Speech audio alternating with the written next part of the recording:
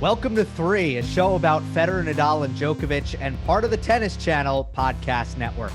I'm Gill with Joel Drucker and Amy Lundy. It is time for the Wimbledon draw show. We have two of our three in the field, not like Roland Garros when we had all three. We really enjoyed that, but it's Djokovic and Federer this time, as Nadal has pulled out, listening to his body, resting up, won't be in the Olympics either, but still tons of intrigue coming into this tournament. History on the line for Novak. Lots of mystery for Federer.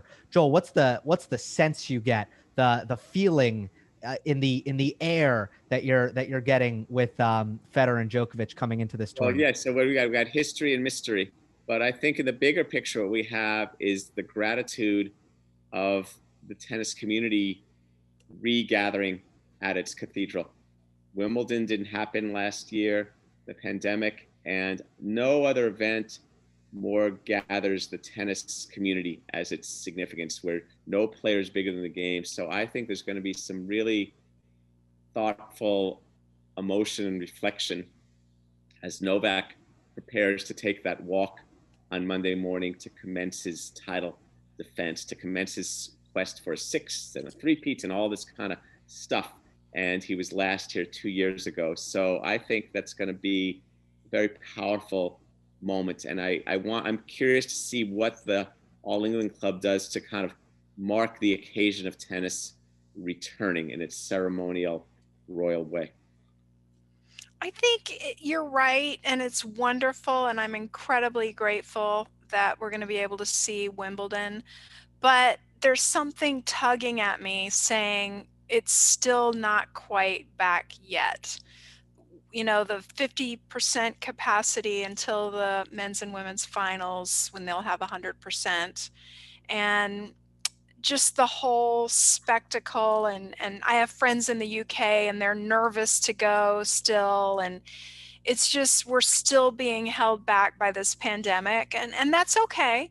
That's okay. But I just want to call it like it is. Like it's still, we're still not there yet.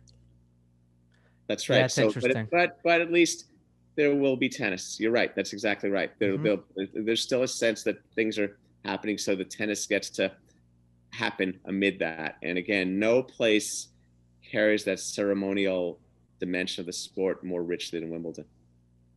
Last year, it was canceled for the first time since World War II, and it just the whole tennis calendar and how we look at 2020, it was all thrown out of whack. I mean, the fact that there were three majors at the end of the year just didn't feel right. And we're very glad to be going to our four, and Novak goes for the Grand Slam, a chance to win all four, having won the first two.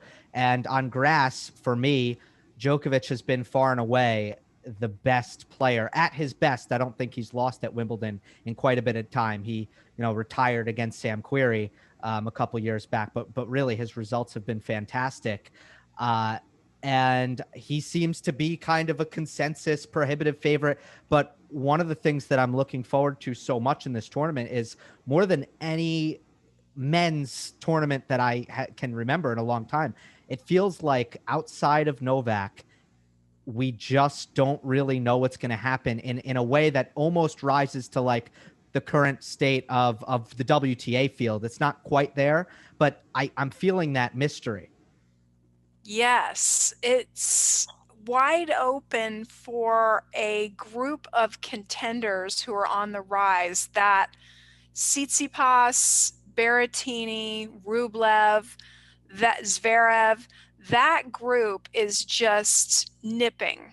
And they seem to get closer. And a lot of these guys, the grass surface will suit them because, like, Berrettini is a big server.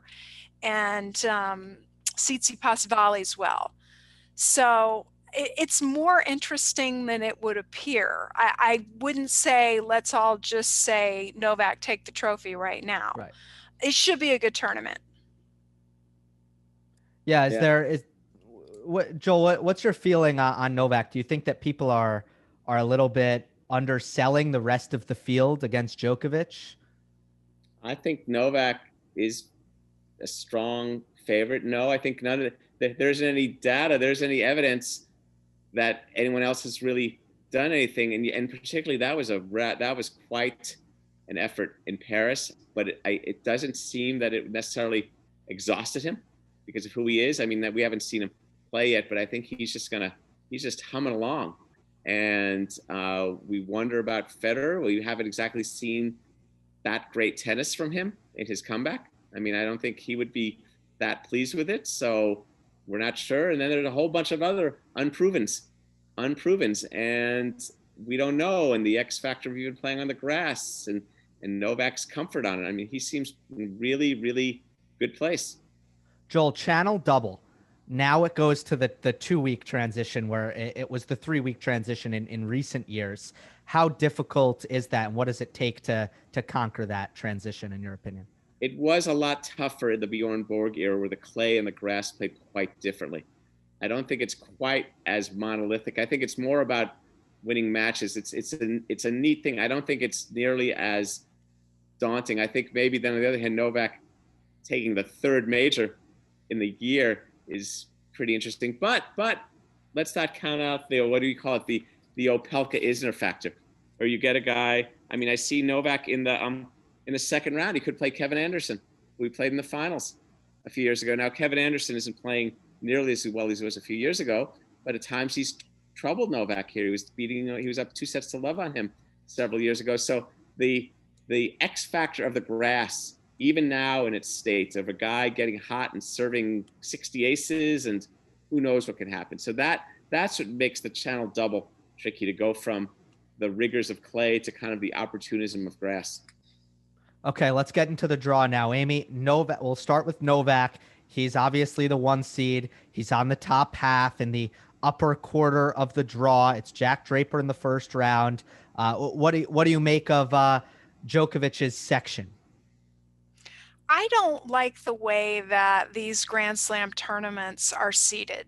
I'll make no bones about that. I don't think that it is fair to the players who are just out of the seeds, who have done amazing, wonderful things, and have to play really tough opponents in the first round, when I believe we have 4 matches in the first round that are qualifier versus qualifier. I think personally, now people can argue with me top to bottom, I think that it should be seeded just like the US NCAA basketball tournament, and that each surface should have, or each tournament should have, their committee that takes into account the surface. That way you wouldn't get a Medvedev seated number 2 at Roland Garros. But so Novak's going to play Draper in the first round, who's the wild card. Draper, who just knocked off Sinner and Bublik at Queens. Why would you give Draper a wild card and then feed him to the wolf? Why wouldn't Novak be playing a qualifier in the first round? All right, so wait, I want to look at something here. Go ahead. Finding that each tournament creates its own seedings in lieu of, it's funny, this gets to almost some ATP or PTPA stuff. See, yes. one of the reasons Wimbledon went to 32 seeds is because when it had 16 seeds and some player, and it took some player who was ranked 13, and he was a clay court specialist, that he generated 49 weeks of really good results all around the world. And he's saying, I come to grass and you're not seeding me? And so Wimbledon's solution is, okay, we'll seed you 22. We'll have more seeds instead of that. But I don't know. I think it gets to some interesting things about how the sport operates. Is each tournament its own separate nation state, allowing it to then seed, or should the seeding be the proper reward for 52 weeks of results? And what we have now is the fact that these rankings are still kind of in flux because we're protecting rankings. So the seedings aren't quite as accurate as they might have been. So I'm not sure. I'm not sure that. So if Draper as a wild card is getting the first seed, which is the luck of the draw, where should he have been? He should have been seeded 119. I mean, placed 119. Put Draper against somebody who is ranked, 50 in the world or something like that. It's just, what's the point of giving the guy a wild card just to hand him to, and also Novak should not play someone who just knocked off Sinner and Bublik and Queens. I feel strongly that a qualifier should play, the elite players in the world should play the qualifiers. That's okay, my. But now you're doing the same. So you're taking someone who a wild card who earned a wild card by some results. The qualifiers have just played several matches to get out of the qualifying, and you talk about the Wolves, but you're doing it like a. Remember, well, it depends on who the wild card is and why that person got the wild card. So wild card's not a good example. What I don't like is qualifiers playing each other when Jan-Lennard Struff, who just beat Medvedev and he beat Rublev at Roland Garros, he has to play Medvedev in the first round. He's ranked Medvedev has to play in the him. world. And Medvedev has to play him, who he just lost to. But the seedings, but the computer. The computer was invented to eliminate what I would call committee chicanery. Once upon a time, there were lots of rumblings that some of these committees would kind of overtly, we're going to put this person versus that person. It's like, whoa, wait a second, what's going on here? That's kind of manipulative, so that they would. Well, I mean, does that happen in the NCAA basketball tournament in the U.S.? The tournament kills. Everybody loves it. It's March Madness. Yes, there is some controversy, but that's good. It's different though, because nobody likes to watch the 1 seed against the 16, and we're suggesting if you put okay, I think not to pick on a player, but Yen-Shen Liu is in the draw. He has not won any matches in the last 3 years, but he's using a protected ranking right now. If you were getting Djokovic against Yen-Shen Liu in every single tournament, or a player like him, I would never have any interest in Novak or Nadal's first round match. It would always never be intriguing. I'm really looking forward to Djokovic against Draper. Here's a big lefty, obviously home, Britishman who Englishman. I was gonna go for Englishman. I didn't know if he was English though, or if he was from somewhere else in the UK. I gotcha. Yeah. I'm really looking forward to that match. I don't want to see the worst player in the draw get the top. Wait, we don't know. Gill, I'm sorry that you're not going to be entertained, but what about fairness? It's fine. Novak, if Novak wants to win Wimbledon, he needs to beat any player. He might draw any player 33 through 128. Like, that's just the deal here. I don't think it's unfair. Yeah, I don't think it's unfair to the middle guys who have, like Struff. That's just one example. There's a few more here in the draw. And I think Novak, through the PTPA, which we can table that discussion, but I think he sees the same problem, coincidentally, and he wants to help the middle there.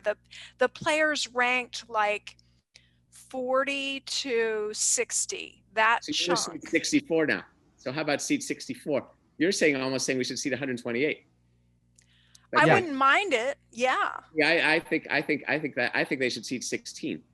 I don't like seeing 32 seeds, and I think they should seed 16. And I think also that it's part of the whole randomness of the draw, and also the U.S. NCAA basketball tournament is a single annual culmination of a season. Tennis has 4 of these each year, and yet I don't see quite the solution. I mean, you want to Novak, who's you want to help more, the qualifier, the wild card, or the guy who's 38? I want to help the players make a living and have a chance to elevate who have earned it with a pretty doggone high ranking. And yet they keep drawing, because of randomness, they keep drawing really tough first round matches, and they don't seem to get anywhere. It evens out, right? Struff is a tough case. I'm really annoyed at Struff, not him personally, but I'm annoyed that Struff keeps getting awful draws as well. And I'm annoyed for the top players who keep having to face Struff. But at the end of the day, like, in the long run, it evens out, right? Yeah, because I would say to Struff, go get in the top 32. Go earn a seeding. Go win somewhere else. It just galls me. It galls me to see qualifiers playing each other in the first round when there's that matchup. It's okay. So that's one thing that you could almost. Well, then do you say you do you redraw, or do you place? Like, seeds are placed? I'm not sure. I'm not sure. Because the placing, this gets into the whole the chicanery aspect that once Yeah, upon. I see. You have a point there. That's your Okay. best point. Wow, thanks. Okay, cover the line.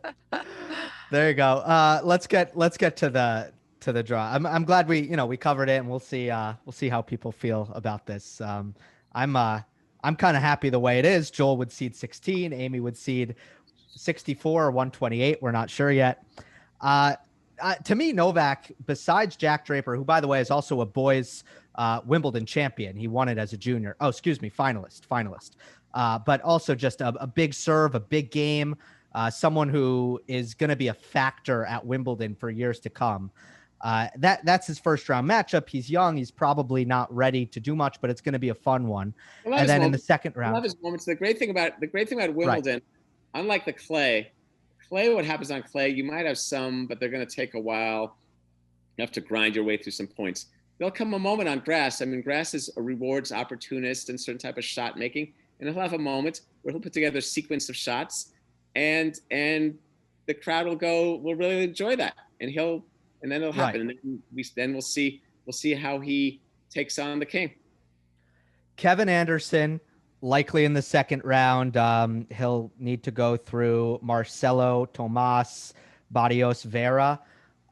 So Kevin Anderson, likely in the second round. We know what he's capable of. He's been injured on and off the last couple of years. He hasn't looked like himself in quite a while. But then after that, I look at Novak's section, and not that he needs an easy draw, but oh my God, it's clay quarters galore. This would be a nightmare section at Roland Garros, but it's an incredible section to be in at Wimbledon. You have Alejandro Davidovich Fokina. He'll be an underdog in the first round against Denis Kudla. Christian Garin, clay quarter. Gael Monfils, awful form for him, tough 2021. Wimbledon's his worst slam. Diego Schwartzman, a clay quarter. Yannick Sinner, clay is his best surface. Fabio Fognini, clay is his best surface. And then Andrei Rublev on the other end. But it just feels like Djokovic got a lot of guys who are a little bit overseeded, and he won't be happy with his first round. He might not be too happy to see Kevin Anderson in the second round, but in the fourth round and in the third round, he might be pretty pleased.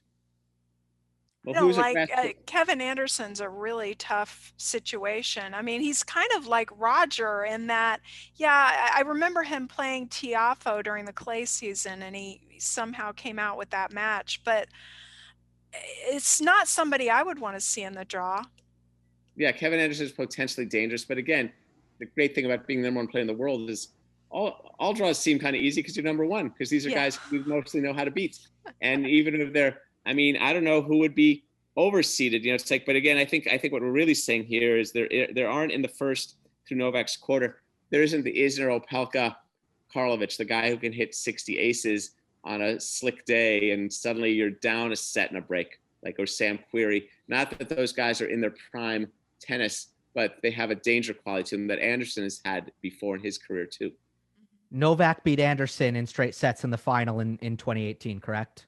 Yes. That was after Anderson, as you recall, had played the epic 26-24 fifth set. Yes. Over Isner. But Anderson also had Novak 2 sets to love a number of years ago. I mean, Novak's going to be very aware. I mean, we could almost write that post-match soundbite of Novak about how do you feel about playing Kevin Anderson? Right, but I see very little reason, and I know that KA was hampered probably physically from the semifinal, although Djokovic also had 10-8 in the fifth over 2 days coming into that final. So both of them were probably not at 100. I don't see much reason to think that in 2021, a second round match between the two is going to be more competitive than their final in 2018 when Anderson was actually at the top of his game.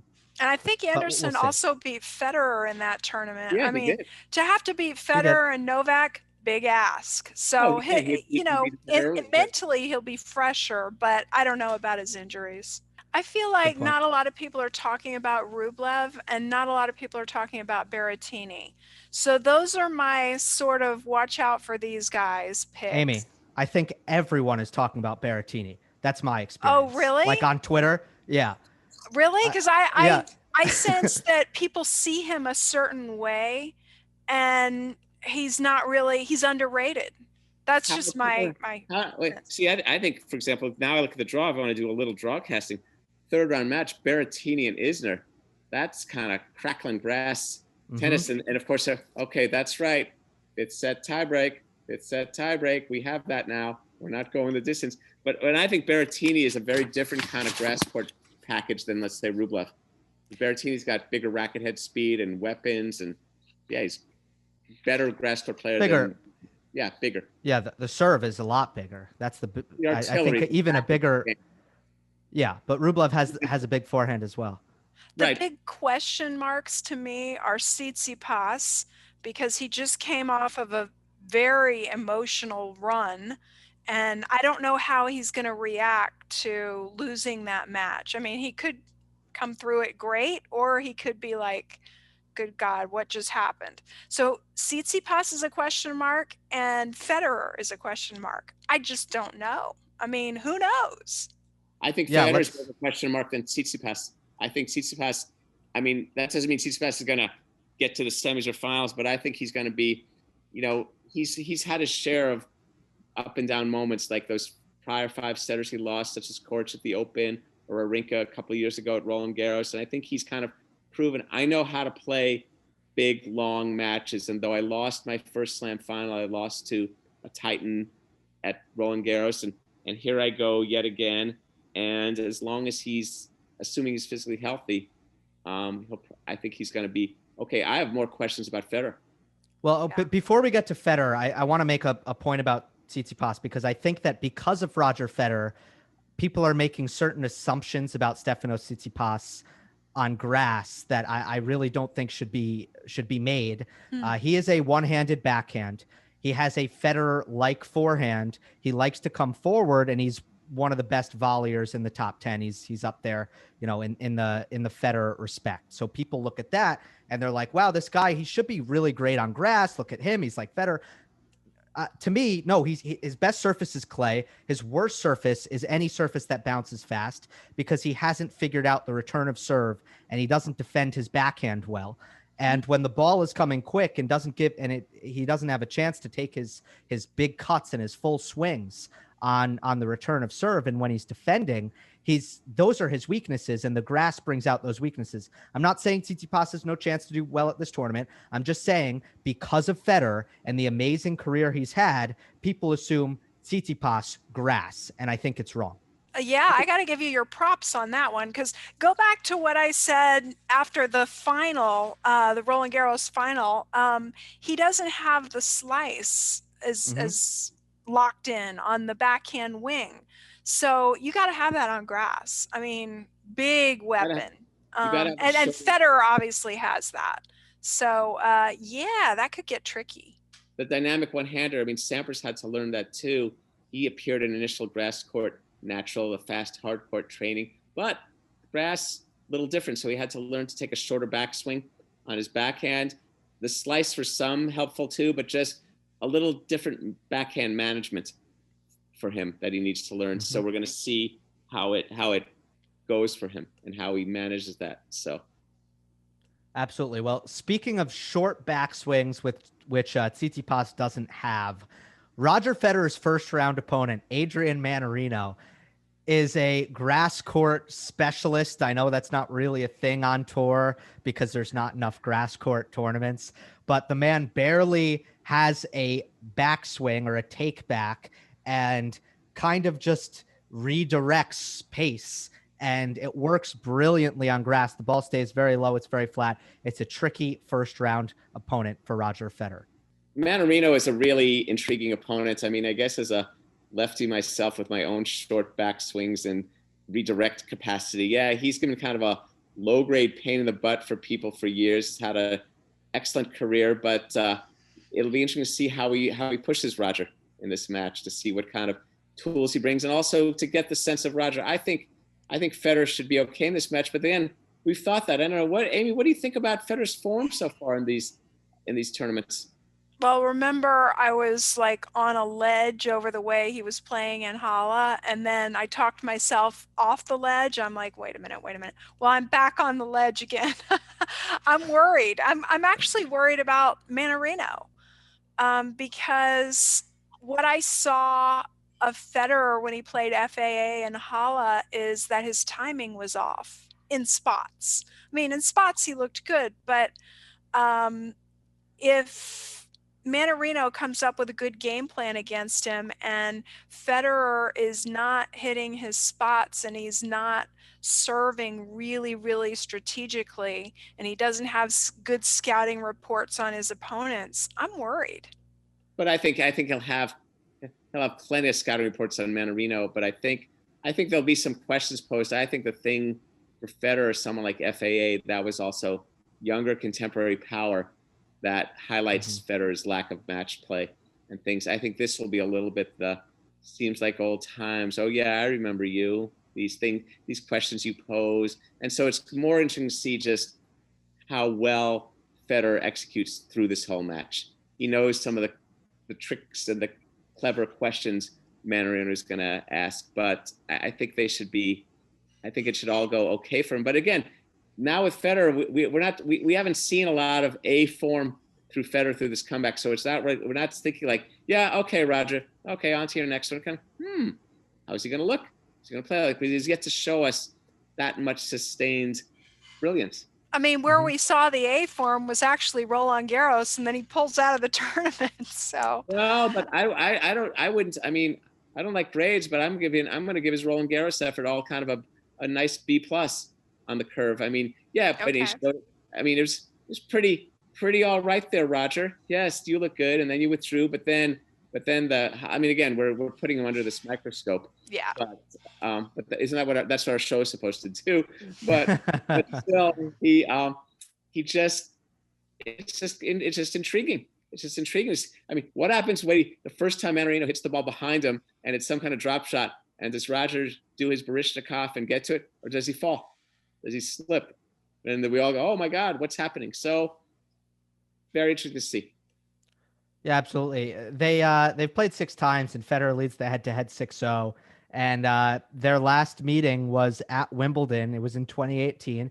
Mannarino was at the height of his powers at this point, ranked 22 in the world, which is, if I'm not mistaken, about as high as he got. And they played in the round of 16. So this is advanced stages of Wimbledon.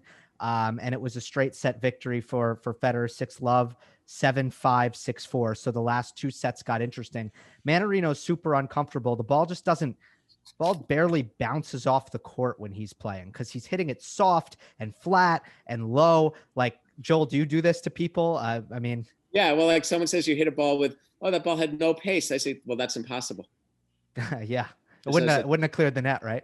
It wouldn't have moved anywhere. But no, it's I call it the Roberta Flack approach, killing me softly. And you're just kind of like a series of little paper cuts. And I mean, it's kind of a little more in the Santoro skilled kind of way of just, I'm not here to make you feel comfortable, but it's not exactly heavyweight discomfort. Like Federer is heavyweight discomfort, and this is kind of middleweight. I know him. But again, I think what's going to be interesting in this match is more the measure of Roger, how briskly he goes through this, or how, if he gets an early break, does he rapidly consolidate it? If he serves for a set, does he close it out convincingly? Or does it become a little more complicated than he meant to? So it's like he's serving for a set, and then he loses his serve, and now we got to go to overtime. And are these kind of are the complications? That's a great point. I don't think he doesn't have the fitness to be going 4 or 5 sets in the early rounds, and then that will jeopardize his chances at making a deep run at his age. And it used to be that, okay, early round scare, it happens, you move on. But now it's kind of do or die. It feels like these matches need to be easy for Roger Federer. Yeah. I mean, anybody poses a threat. I'm just looking now at the rest of that section. Nori is in there. I mean, Well, Nori's a really interesting player. Well, right, there's possible Gasquet, which is Gasquet is easier than Mannarino. I agree. Tactically at this point. Another guy who likes grass, though. Grass is Gasquet's favorite too. It's Grass-K. Yeah, I think that's long, but I think that was once upon a time. And even though Gasquet has done some things here, I think Federer's going to feel more comfortable playing Gasquet than he would feel playing playing Mannarino. Mannarino's going to have his Gasquet. Oh yeah, your big ball. You know, Gasquet hits flatter. Federer. Oh yeah, this is the ball I'm used to playing. We've played each other for a long time, Richard. So, but then Norrie is intriguing. That's a really interesting match. Norrie's played some good tennis. Set point on Nadal in Roland Garros at 2, I believe. Home country.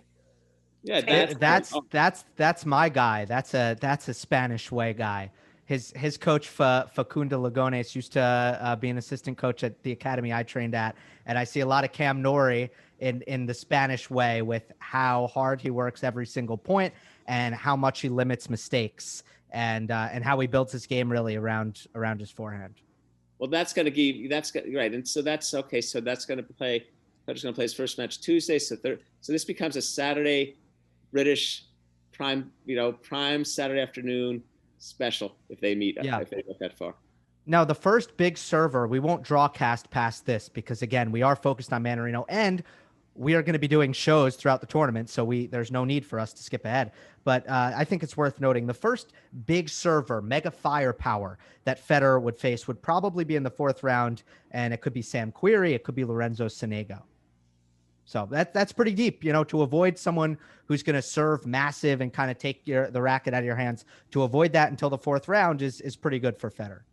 Yeah, I mean, on paper, if it were a normal year, you would look and there's like nobody around Federer. Isn't that interesting how it worked out? That would really give you a heartburn. But I'm really worried about Roger's serve. So I'm actually more worried about the really good returners because I'm not sure his serve is exactly where he wants it. Well, yeah. Grass always aids a serve, so maybe that'll be more helpful. But yeah, his serve did not look very good in Halle. That serve let him down a lot. But then again, I guess it's such a interesting microscope. I think I guess we'll just have to see over these longer matches how that plays out too. Absolutely. Yeah, we got the serve has been the issue though. Let's make no mistake about it. The serve, if you look at the common thread in the matches that Federer has lost, that shot's got to be better. And now it's grass. This is the spot. Wimbledon center court. We're used to watching Federer serve aces, save break points with aces, have quick service games. So let's see if we're going to see that vintage Roger when it comes to his serve. That's the key, right? Well, this is the tournament. He wanted to save himself for Wimbledon. The French was the appetizer, and now he's got the main course that he said he wanted to be in the best possible shape for. So here he is, and we'll see. And again, the thing is though, there hasn't been enough performance for us to think, yep, he got it. He won Halle, in good shape, looking good. It's like, no, I'm not quite sure what's up with him. What do you guys think? Do you think that he's Roger Federer, but he is human. Do you think he's put like some artificial pressure on himself by just being so obvious and forthright about the fact that it's all about Wimbledon? It's all about, I'm pulling out of Roland Garros mid-tournament because it's all about Wimbledon. Isn't he like setting himself up for something? It's an odd construction because I was thinking about how other champions in different eras and different things and how they managed their career. It reminds me a little bit of when Ivan Lendl hadn't won Wimbledon and he skipped the French completely in order to play for Wimbledon. It does kind of create an odd climate around his competing. For example, it wouldn't have been bad. What if he just played Roland Garros and did what he did and even withdrawn and not made this whole ceremonial, I want it to be Wimbledon, and just, I'm here to compete. I win, I lose, on to the next tournament. And I think people are still delighted to see him play rather than just, yes, I wish to point myself towards winning Wimbledon because I've only won it 8 times and I want to win it 9th. That would be nice. I mean, it's been a decade of yet one more slam for Roger, please. Yet one more slam for Roger, please. He's done it a number of times. Yeah, it's a great point, Amy. I go 2 ways on this. Either in one respect, I understand a goal-oriented person. It's how I think as well. So if your goal is I want to be at 100% by this tournament, I get that. It's like, yes, that makes sense that you want to work towards a goal. At the same time, it's the very opposite of taking pressure off yourself, which is always a good thing in tennis. So I could totally seeing it. I could see it go either way. And again, the mystery is what makes this tournament so great, and so much on the line for Novak, the history, and just massive stakes as he comes into this tournament, certainly expecting to win it. We will have round by round coverage. It was so much fun over the course of Roland Garros. We felt that all of you listening and watching enjoyed it as well, and we can't wait to bring it to you as Wimbledon, the championships, return. Going to be a fun fortnight. That'll do it for this episode of 3. If you're watching on YouTube, definitely hit that subscribe button, leave a comment, and like the video. We're available on all podcast platforms, and we really appreciate it if you leave a rating and a review on Apple Podcasts. We will see you next time on the next episode of 3.